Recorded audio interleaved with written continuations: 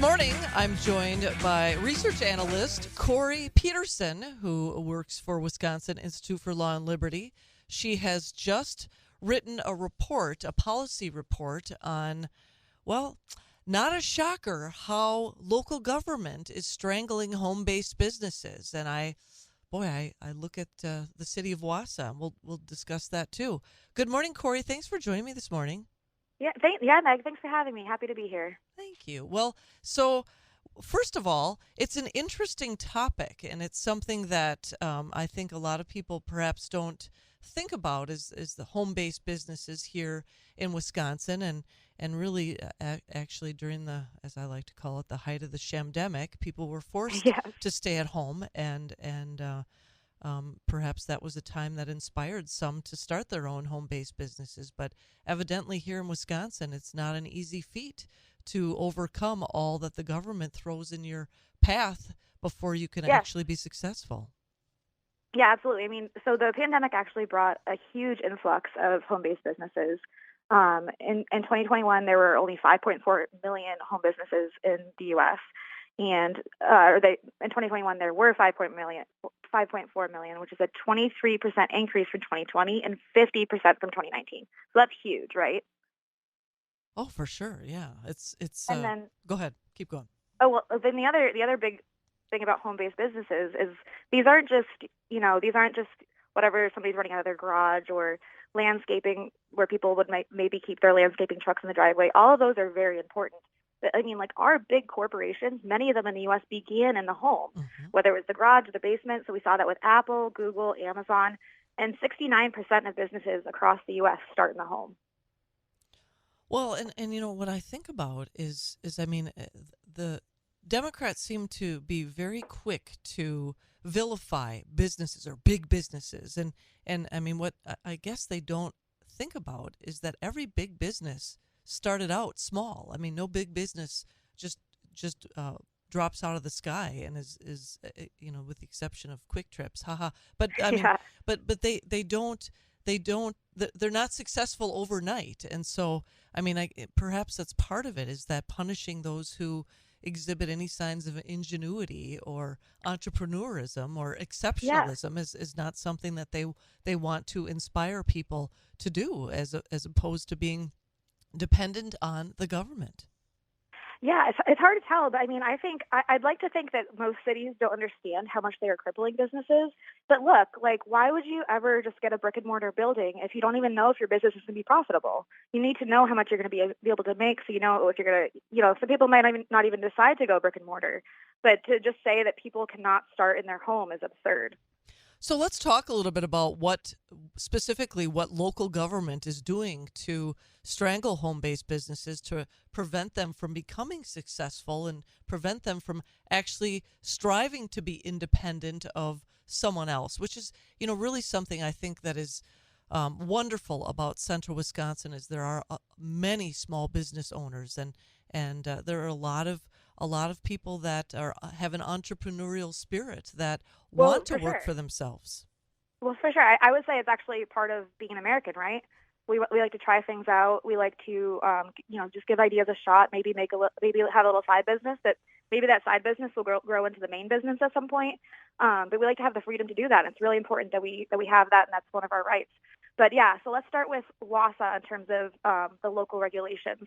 And so the study we created is we made a ranking of Wisconsin's 20 largest municipalities based on their regulations for home businesses. So that was found in the zoning codes. And for Wausau, I'd say the most egregious regulation on the books is that Wausau explicitly says that there are no sales on residential premises. Now, that is very vague, right? Because, like, what does that mean? Does that include Facebook Marketplace? Does that include garage sales? Like, what exactly is this? Does it include online sales? It's hard to tell. And so, and the other thing is Wausau actually, we did some open records requests, and we did find that Wausau did actually have some violations on the books. And one here I'll read to you. A Wausau business was shut down for selling goods out of its storage, out of its garage, because the garage or estate sales were forbidden to exceed 4 days in duration. And I mean, so somebody had a longer garage sale maybe in the summer, like, and they were shut down in Wausau. But I mean, this isn't just something on the books in Wausau. This is something they're enforcing to some extent. Well, and I mean, I just think about the number of people throughout central Wisconsin. I mean, you can go on Facebook Marketplace and there's, I don't know, a umpteen number of groups out there where you can advertise products for sale. And I guess it would help to clarify that. Have you had an opportunity to talk with anybody in our city government to find out if this is indeed against the law to sell on Facebook? Well, we are actually, that's the next part of our effort. So right now we are sending letters to all of the city councils and mayors across, who are in our study, and just kind of making them aware of like these egregious regulations they have in the books, asking them to repeal them. But there are other solutions we're looking for too. On the local level, people can petition their local governments for changes in these ordinances. But we also would love to see, this would kind of be the golden ticket, but we would love to see a statewide preemption bill that worked for across Wisconsin. Some other states already have statewide preemptions against regulations on home-based businesses. So we see that in Florida, Iowa, and Missouri already. We'd love to see that for Wisconsin. Well, shout out to someone whom I know is not only in the state Senate, but also is a small business owner that perhaps could lend a hand to this cause. I see that the Freedom State of Florida has preempted these local regulations. And can you talk a little bit about it? Was this legislation that they proposed and passed? Yes, this is legislation that was proposed and passed. And what this means is that local municipalities can't just decide that they're going to have these ridiculous regulations on the books. They can't say, our municipality says you can't run a business out of your garage, or we say that you can't store your landscaping truck in your driveway. All of that is preempted by a state bill that tells the municipalities not to do that. Now, is this something that you think that if our legislature would sponsor a bill like this, that it would earn bipartisan support and perhaps be signed by our governor?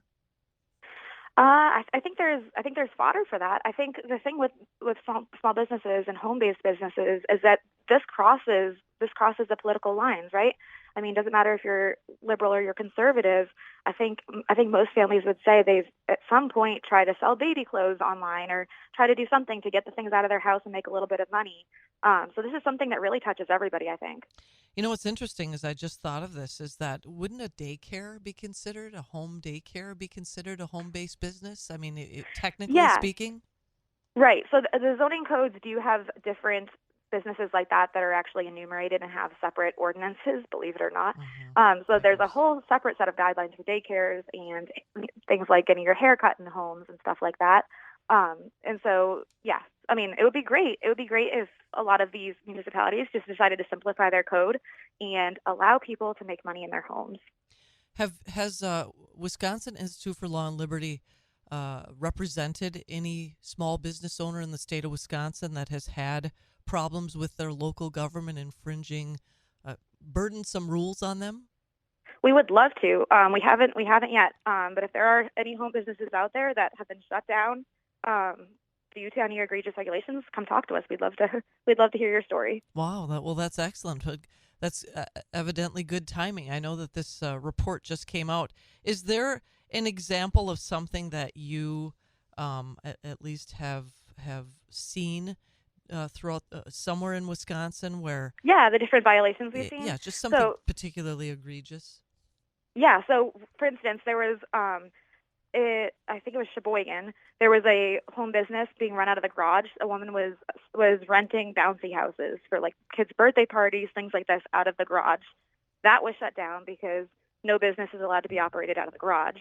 And there's a dog washing business in West Allis that was issued a notice because you're not allowed to do that in your home. And there are all sorts of notices issued for people parking their landscaping trucks in their driveways.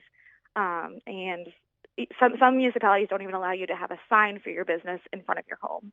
So a lot of people got notices about that as well. You know, I have to wonder because I've seen them advertised, and I don't want to out these businesses, but I've seen even here in this local area people advertising selling different food products like egg rolls, as an example. Mung egg rolls are very popular up here. And, and I think about, whatever the product is, and whatever the business is. I mean, I even think about a little kid's lemonade stand. Are those going to be banned throughout the state of Wisconsin or here in Wausau? I mean, it begs the Technically, it kind question. of seems like they would. Right. Well, indeed. Well, Cori Petersen, thank you so much for joining me this morning. I hope you'll keep in touch, particularly when you hear about specifically something within our listening area. It would be interesting to find out how the local governments will respond to your inquiries and make any changes to their policy as it applies to any small business owner operating out of their home. But excellent work. Thank you so much, and I hope you have a great day. Awesome. Yes, I'll keep you posted, Meg. Thanks for having me.